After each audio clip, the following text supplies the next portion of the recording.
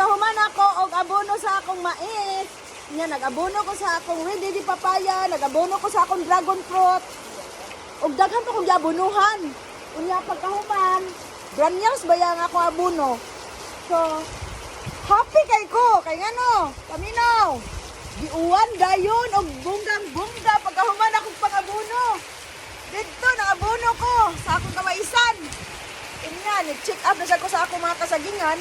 Pura buyag, nagsigin ako og harvest. Uy, gusto tayong uwan. Inya, update na mo.